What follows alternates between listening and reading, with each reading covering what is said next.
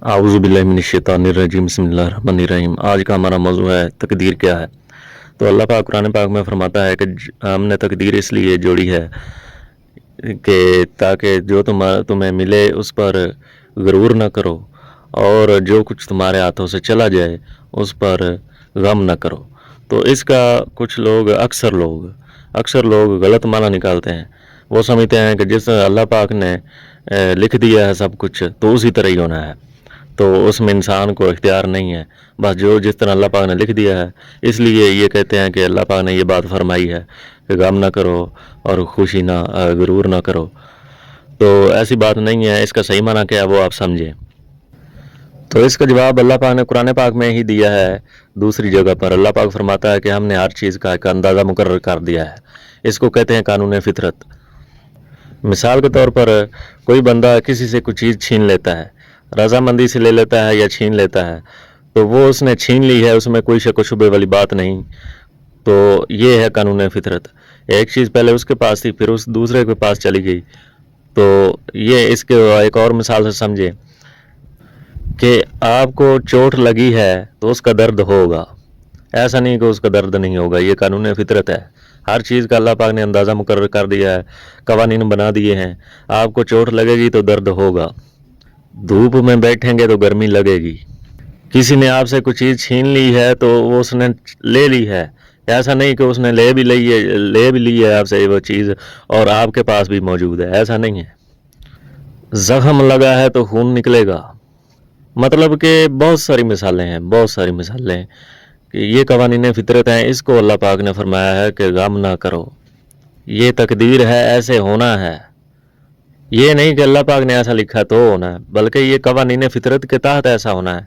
जख्म लगा है, काट लगा है तो खून निकलेगा, धूप लग रही है तो गर्मी लगेगी।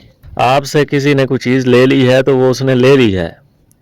बल्ब लाइट चल रही है तो रोशनी है, अगर लाइट बंद है तो अंधेरा है। लिहाजा जो भी चीज़ इंसान के हाथों से चली जाए, हुक्म है कि उस पर गम ना करो। हाँ, आपके साथ जुल्म ज़्यादती हुई है तो अल्लाह पाक फरमाता है कि उस पर सब्र करो। इख्तियार आपके पास है, आप इख्तियार बदला लेना चाहते हैं तो अल्लाह पाक ने इख्तियार दे रखा है, बदला आप ले सकते हैं। लेकिन अल्लाह पाक फरमाता है कि सब्र करोगे तो अल्लाह पाक सब्र वालों के साथ है। अल्लाह पाक उसको उसका अच्छा सिला बदला अता करेगा। अब दूसरी बात, जो चीज़ तुम्हें मिल जाए उस पर गरूर ना करो।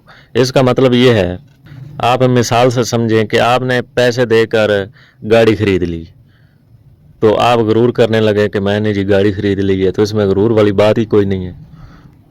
भाई पैसे देकर कोई भी गाड़ी खरीद सकता है, इसमें गरूर वाली कौन सी बात है। आप पानी पीना चाहते हैं और आपने गिलास उठाया पानी का और पानी पी लिया, और आप किस बात पर गरूर करेंगे? इस बात पर कि मैंने पानी पी लिया है।